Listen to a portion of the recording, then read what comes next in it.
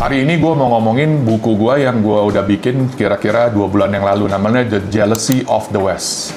Banyak orang-orang barat di sana, di West, selalu bilang mereka itu menjadi awal dari kebudayaan. Gue mau argumen bahwa enggak. Orang bule itu atau orang dari barat itu dulu menjajah, merampok, membunuh orang Asia dan orang Afrika untuk supaya mereka bisa kaya. Mereka merampas rempah-rempah sehingga mereka bisa membangun kebudayaan dan pendidikan mereka yang baik. Universitas-universitas di Eropa dibangun dari darah orang Asia dan orang Afrika. Mereka ngambil orang Afrika, dilucuti dari identitasnya, dirubah bahasanya yang namanya dulu Wokolulu menjadi O'Brien, dan bahasanya dihilangkan sehingga mereka tidak mengenal nenek moyangnya lagi di Afrika. Itu adalah satu kejahatan yang berat. Dan mereka bilang apa sekarang? Lu, orang Asia dan Afrika, ambil kebudayaan dan kepintaran dari Barat. Lu harus berterima kasih. Sorry, di buku gua nggak seperti itu. Di buku yang gua tulis bahwa mereka telah merampok. Mereka harus memulangkan semua hutang-hutang darah mereka daripada merampok, membunuh, merampas hak orang Asia dan orang Afrika.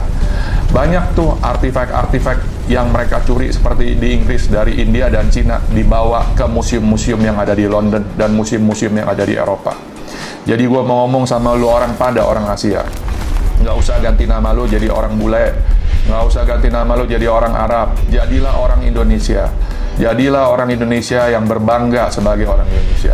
Karena buat lu orang yang udah ganti nama, yang ke barat-baratan, identitas lu hilang sudah.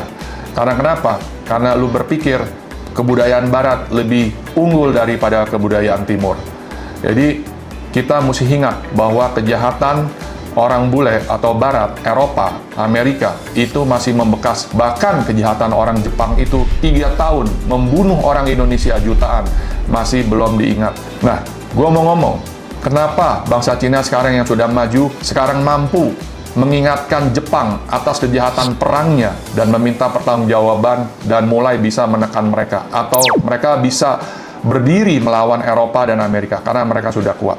Nah, buat bangsa-bangsa yang belum kuat, negara-negara yang belum kuat seperti Vietnam, Indonesia, apakah mereka lupa kejahatan perang daripada Jepang dan bangsa-bangsa Eropa? Tidak, mereka tidak lupa, tapi mereka belum mampu untuk menantang mereka. Mereka masih sibuk berbenah ekonomi negaranya, berbenah supaya mereka memberantas kemiskinan, sehingga mereka belum ada waktu untuk menantang atau menuntut kejahatan-kejahatan perang atau kejahatan kemanusiaan yang telah dilakukan oleh bangsa Eropa dan Amerika kepada bangsa kita. Jangan lupa, teman-teman bisa baca buku saya The Jealousy of the West gratis. Bukalah mata kita, tahu bahwa nenek moyang kita dari kubur, jika tahu kita telah berteman dengan orang-orang yang membunuh kita, itu mereka pasti nangis. Saya tidak bilang kita harus bermusuhan dengan mereka, tapi saya bilang, ingat bahwa nenek moyang Anda dirampok, diperkosa, dibunuh, dirampas semua oleh bangsa Eropa dan Amerika. Dan saat ini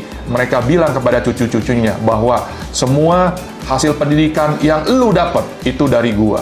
Bukan. Itu hasil rampasan, hasil pembunuhan, dan kolonialisasi bangsa Eropa kepada bangsa Asia dan Afrika. Jangan lupa Presiden Soekarno membuat KTT tingkat tinggi Asia Afrika untuk mempersatukan bangsa-bangsa yang telah dijajah, diinjak-injak, dibunuh, dan dirampas oleh bangsa Eropa. Supaya mereka bersatu, tidak lagi mengulangi sejarah. Jadi buku ini saya bikin supaya kaum muda yang belum pernah mengalami hal tersebut ingat dan tidak melupakan sejarah. Salam sejahtera. Terima kasih.